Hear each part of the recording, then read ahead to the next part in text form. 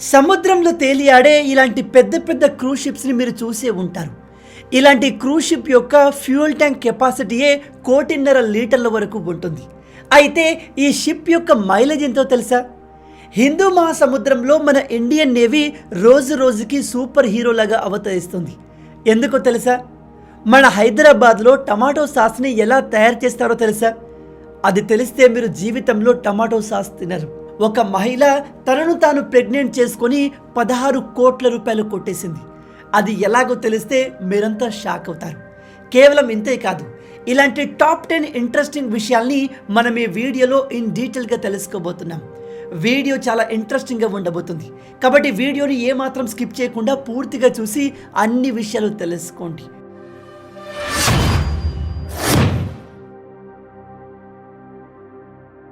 ఈ మధ్య కాలంలో యువత ప్రాంక్ అని చెప్పి వాళ్ళు చేసి ఆగడాలతో చాలామంది సివియర్గా గాయపడుతున్నారు, ప్రాణాలు కూడా కోల్పోతున్నారు.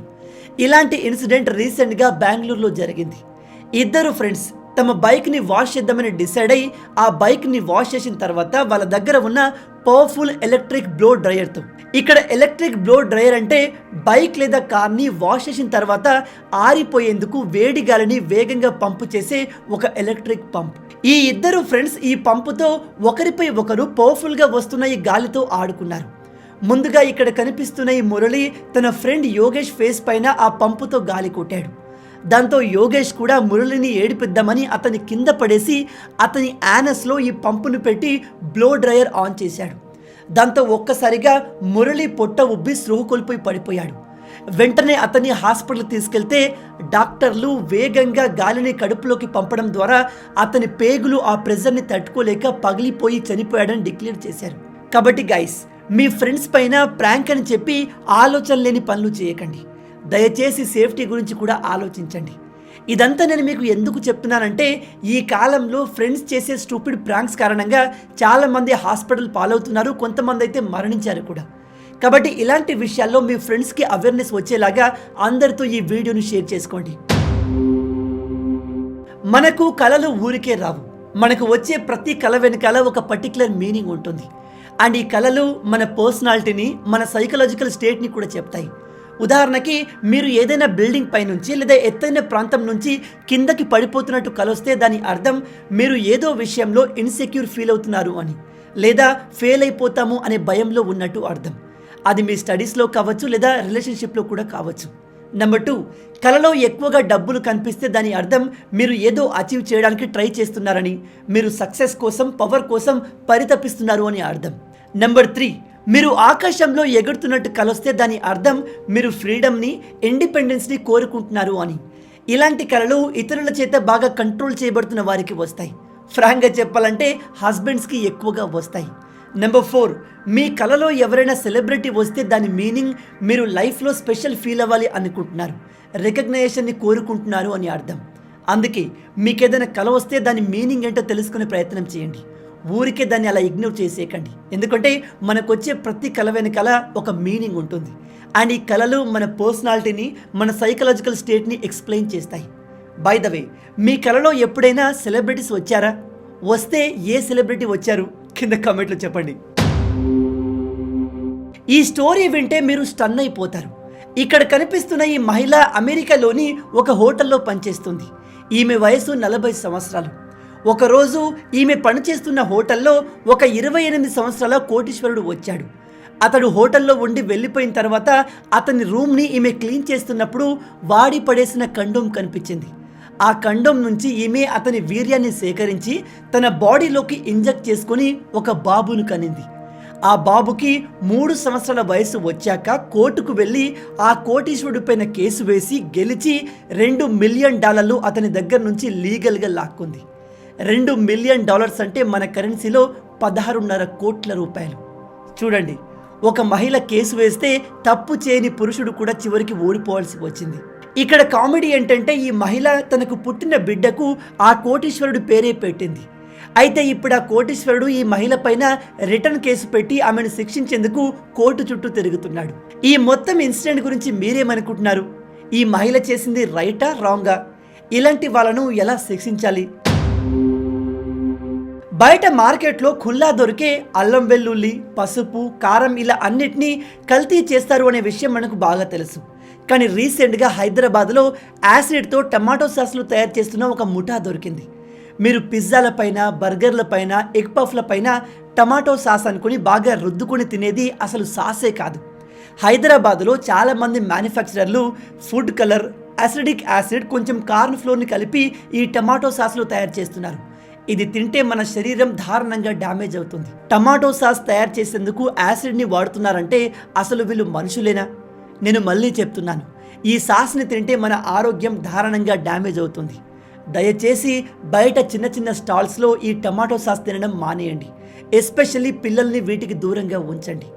ఈ విషయం సాస్ని బాగా ఇష్టపడితేనే మీ ఫ్రెండ్స్ అందరికీ తెలిసేలా ఈ వీడియోని వాళ్ళతో షేర్ చేసుకోండి. సముద్రంలో ప్రయాణించే పెద్ద పెద్ద క్రూజ్ షిప్లను మీరు చూసే ఉంటారు. కానీ వీటి మైలేజ్ ఎంత, ఇవి ఎంత ఫ్యూయల్ని వాడతాయో మీకు తెలుసా? పెద్ద క్రూజ్ షిప్ యొక్క ఫ్యూయల్ ట్యాంక్ కెపాసిటీయే దాదాపు 1.5 లీటర్ల వరకు ఉంటుంది. అంతేకాదు ఈ క్రూజ్ షిప్ ఒక రోజుకి దాదాపు 3 లక్షల లీటర్ల ఫ్యూయల్ని వాడుతుంది. ఇక ఫైనల్గా ఈ క్రూజ్ షిప్ యొక్క మైలేజ్ విషయానికి వస్తే, ఇలాంటి పెద్ద క్రూజ్ షిప్ 1 కిలోమీటర్ ట్రావెల్ చేయడానికి దాదాపు 190 నుంచి 200 లీటర్ల ఇంధనాన్ని బర్న్ చేస్తాయి. జస్ట్ 1 కిలోమీటర్ ట్రావెల్ చేయడానికి 200 లీటర్ల ఫ్యూయల్ ఖర్చు అవుతుందంటే షాకింగ్గా ఉంది కదూ. మీలో ఎంతమంది ఈ విషయాన్ని కొత్తగా తెలుసుకుంటున్నారు? అండ్ క్రూజ్ షిప్లో జర్నీ చేసిన వాళ్ళు మీలో ఎవరైనా ఉన్నారా? మొదట్లో మనం హైవే టోల్ ప్లాజా దగ్గర వెహికల్స్ని లైన్లో పెట్టి మనీ కట్టి వెళ్ళే వాళ్ళం. అందులో చాలా టైం వేస్ట్ అయ్యేది. అలాగే టోల్ దగ్గర ట్రాఫిక్ సమస్య కూడా పెరిగేది. దాన్ని సింప్లిఫై చేసేందుకు ఫాస్టాగ్ సిస్టమ్ తీసుకొచ్చారు. ఇందులో మనం మనీ కట్టాల్సిన అవసరం లేదు. డైరెక్ట్గా మన కార్పై ఉన్న కార్డ్ని మెషిన్ స్కాన్ చేసి మనీ కట్ చేసుకుంటుంది. అయితే ఇప్పుడు మన ఇండియన్ గవర్నమెంట్ ఇంకా అడ్వాన్స్ టెక్నాలజీ తీసుకొచ్చింది. ఇకపై మనకు హైవేల పైన టోల్ ప్లాజాలే ఉండవు. వాటి ప్లేస్లో శాటిలైట్ బేస్డ్ టోల్స్ తీసుకొస్తున్నారు. అంటే మీ వెహికల్ హైవే మీద ఎంటర్ అయినప్పుడు జీపీఎస్ లొకేషన్ సహాయంతో మీరు ట్రావెల్ చేసిన డిస్టెన్స్కి డైరెక్ట్గా మీ బ్యాంక్ అకౌంట్ నుంచి టోల్ కలెక్ట్ చేస్తారు. ఈ టెక్నాలజీతో మనం హైవే టోల్స్ దగ్గర ఆగాల్సిన అవసరం లేదు. అసలు టోల్సే ఉండవు. దాంతో ట్రాన్స్పోర్టేషన్ మరింత ఇంప్రూవ్ అవుతుందని మన గవర్నమెంట్ చెప్తుంది. ఈ కొత్త ఐడియా మీకు ఎలా అనిపించింది? ఈ ఐడియా వర్కౌట్ అవుతుంది అంటారా? మీ ఆలోచనల్ని కింద కామెంట్లో చెప్పండి. బర్త్డే కేక్ తినడం వల్ల ఒక 10 సంవత్సరాల పాప చనిపోయింది. ఎస్, మీరు విన్నది కరెక్టే. ఈ కాలంలో ఇంట్లో ఎవరి బర్త్డే ఉన్నా మనం కేక్ కోసి సెలబ్రేట్ చేసుకుంటాం. ఇది ప్రతి ఇంట్లో జరిగేది. కానీ ఇకపై నుంచి మీరు కేక్ని ఎక్కడ పడితే అక్కడ కొనకండి. ఎందుకంటే ఈ కేక్ తయారు చేసే విధానాన్ని మీరు చూస్తే లైఫ్లో కేక్లను ముట్టుకోరు. పంజాబ్లోని ఈ 10 సంవత్సరాల పాప బర్త్డే రోజు వాళ్ళ పేరెంట్స్ ఆన్లైన్లో ఒక కేక్ని ఆర్డర్ చేశారు. ఆ కేక్ని వీళ్ళు రాత్రి 12 గంటలకు కట్ చేసి తమ 2 పాపలకు తినిపించి నిద్రపోయారు. అయితే అదే రోజు రాత్రి 3 గంటలకు పెద్ద పాపకు విపరీతంగా వామిట్స్ అయ్యాయి. చిన్న పాపకు వామిట్ కాలేదు కానీ బాగా సిక్ అయిపోయింది. వెంటనే హాస్పిటల్ తీసుకెళ్తే ఆ చిన్న పాపకు ఫుడ్ పాయిజన్ అయి చనిపోయిందని డాక్టర్లు డిక్లేర్ చేశారు. గైస్, మీరు మీ కుటుంబీకుల కోసం, మీ ఫ్రెండ్స్ కోసం ప్రేమతో కేక్ని తీసుకెళ్తారు. కానీ ఆ కేక్ని తిన్నాక ఇలాంటివి జరిగితే ఎలా ఉంటుంది? కాబట్టి బయట ఎక్కడ పడితే అక్కడ కేక్లు కొనకండి. వెరిఫైడ్ స్టోర్స్ నుంచే కొనండి. లేదా ఈ కేక్ కల్చర్ని పూర్తిగా మానేయండి. ఎందుకంటే ఇది అసలు మన కల్చరే కాదు. గత కొన్ని రోజులుగా హిందూ మహాసముద్రంలో మన ఇండియన్ నేవీ సూపర్ హీరోగా అవతరిస్తుంది. ఇక్కడ కనిపిస్తున్న ఈ ఏరియాలో షిప్లను అక్కడి పైరట్స్ హైజాక్ చేసి డబ్బులు అడగడం, వాళ్ళు అడిగినంత డబ్బులు ఇవ్వకపోతే ఆ షిప్ క్రూ మెంబర్స్ని చంపేయడం చేస్తున్నారు. అయితే మొన్న మార్చి 28వ తేదీన ఇరాక్కు చెందిన ఒక షిప్ని ఈ ప్రాంతంలో 9 మంది పైరట్లు హైజాక్ చేశారు. ఈ విషయం తెలుసుకున్న ఇండియన్ నేవీ వెంటనే బయలుదేరి పైరట్లు హైజాక్ చేసిన షిప్ను చుట్టుముట్టి వాళ్ళను బెదిరించారు. అయినా కూడా వినకపోతే మన ఇండియన్ నేవీ పవర్ని చూపించారు. అంటే ఆ షిప్ చుట్టుపక్కల మిసైల్స్తో కాల్పులు జరిపారు. దాంతో ఇండియన్ నేవీ పవర్ తెలుసుకున్న పైరట్లు లొంగిపోయారు. ఇక్కడ ఇంట్రెస్టింగ్ విషయం ఏమిటంటే ఆ షిప్ మొత్తంలో దాదాపు 40 మంది దాకా సిబ్బంది ఉంటే అందులో 23 మంది పాకిస్తానీలు. మన ఇండియన్ నేవీ దాదాపు 12 గంటల పాటు ఈ ఆపరేషన్ చేసి వీళ్ళందరి ప్రాణాలు కాపాడింది. ఈ పాకిస్తాన్లందరూ మన ఇండియన్ నేవీకి ధన్యవాదాలు చెప్తూ ఇదిగో ఈ విధంగా వాళ్ళ దేశానికి వెళ్ళిపోయారు. రాజకీయాలు అటుంచితే గత కొన్ని రోజుల నుంచి మన Indian army, navy, air force రోజు రోజుకి పవర్ఫుల్గా మారుతున్నాయి. ఇది నిజంగా చాలా మంచి విషయం. ఇక్కడ ఇంకో ఇంట్రెస్టింగ్ విషయం ఏమిటంటే ఇరాన్ షిప్ హైజాక్ అయిన ప్లేస్లోనే అమెరికన్ ట్రూప్స్ కూడా ఉన్నాయి, అంటే అమెరికన్ ఆర్మీ కూడా ఉంది. కానీ వాళ్ళు ఈ షిప్ని కాపాడలేకపోయారు. బట్ మన ఇండియన్ నేవీ చాలా ఈజీగా ఈ మిషన్ని సక్సెస్ చేసింది. Hats off to our Indian navy. మన ఇండియన్ నేవీ గురించి మీరేమనుకుంటున్నారు? మీ ఆలోచనల్ని కింద కామెంట్లు చెప్పండి. శత్రువులు ఎక్కడో ఉండరు, మనతో పాటు మనలోనే ఉంటారు. దీనికి బెస్ట్ ఎగ్జాంపుల్ చెప్తాను, జాగ్రత్తగా వినండి. రీసెంట్గా ఉత్తరప్రదేశ్లో ఒక అతిపెద్ద గ్యాంగ్స్టర్ ముక్తాద్ అన్సారీ జైల్లో గుండెపోటు వచ్చి చనిపోయాడు. మీ అందరికీ తెలుసు, ఉత్తరప్రదేశ్లో యోగి గారి పుణ్యమా అని అక్కడి రౌడీలు ఇలాంటి గ్యాంగ్స్టర్లు చేస్తూనే ఉన్నారు. అయితే ఈ ముక్తాద్ అన్సారీ పైన దాదాపు 68 కేసులు ఉన్నాయి. అందులో చాలా వరకు హత్యలు, కిడ్నాప్లు, వెపన్స్ని స్మగుల్ చేయడం లాంటి పెద్ద పెద్ద కేసులు ఉన్నాయి. అలాంటి ఒక క్రిమినల్ చనిపోతే అతని అంతిమ యాత్రకు ఎంతమంది వచ్చారో చూడండి. నేను ఇక్కడ ఏ మతాన్ని తక్కువ చేయాలి అనుకోవట్లేదు, కానీ ఒక కిరాతకుడు, ఒక అతిపెద్ద గ్యాంగ్స్టర్ చనిపోతే ఇంతమంది ఎందుకు వచ్చారు? ఇలాంటి కిరాతకులు వీళ్ళకు ఆదర్శమా? వీళ్ళ మోటివేషన్ ఏంటి? కేవలం ఇదే కాదు, రీసెంట్గా అదే ఉత్తరప్రదేశ్లో ఇక్కడ కనిపిస్తున్న ఈ ఇద్దరు, సాజిద్ అండ్ జావేద్, ఒక చిన్న 6 సంవత్సరాల పిల్లాడిని చంపి రక్తం తాగినట్టుగా సమాచారం. అయితే పోలీసులు వీళ్ళను పట్టుకోవడానికి ట్రై చేస్తే వీళ్ళు పారిపోయే ప్రయత్నం చేశారు. పోలీసులకు వేరే ఆప్షన్ లేక ఈ ఇద్దరిలో ఒకరిని కాల్చి చంపేశారు. అయితే షాకింగ్ విషయం ఏమిటంటే ఈ సాజిద్ అనే కిరాతకుడు అంతిమయాత్రకు కూడా వేల మంది వచ్చారు. వీడేదో హీరో అయినట్టు. అసలు ఈ కిరాతకుల అంతిమయాత్రకు వచ్చిన వాళ్ళు ఏమనుకుని వచ్చి ఉంటారు? వీళ్ళను చూస్తే మీకేమనిపిస్తుంది? మీ ఆలోచనని కింద కామెంట్లో చెప్పండి. చివరి ఫ్యాక్ట్ తెలుసుకునే ముందు మీ అందరికీ ఒక చిన్న రిక్వెస్ట్. మీరు ఇప్పటి వరకు ఈ వీడియోను చూశారంటే ఈ వీడియో మీకు తప్పకుండా నచ్చే ఉంటుంది. వీడియో నచ్చితే అలా ఊరికే చూసి వెళ్ళిపోకుండా వీడియోని లైక్ చేసి ఇలాంటి మరిన్ని ఇంట్రెస్టింగ్ వీడియోస్ కోసం మన ఛానల్ని సబ్స్క్రైబ్ చేసి మమ్మల్ని సపోర్ట్ చేయొచ్చు కదా. ఇది మీకు కంప్లీట్లీ ఫ్రీ, కానీ మీరు చేసే ప్రతి ఒక్క లైక్ అండ్ సబ్స్క్రిప్షన్ మాకు మరిన్ని వీడియోస్ చేయడానికి ఒక మోటివేషన్లా ఉంటుంది. కాబట్టి వీడియోని లైక్ చేసి ఛానల్ని సబ్స్క్రైబ్ చేయడం మర్చిపోవద్దు.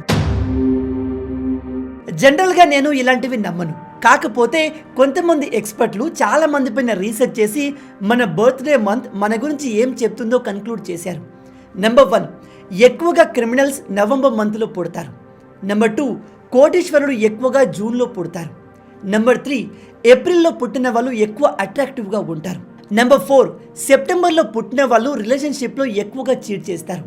నెంబర్ 5, మేలో పుట్టిన వాళ్ళు మిగతా అందరికంటే లక్కీ ఉంటారు.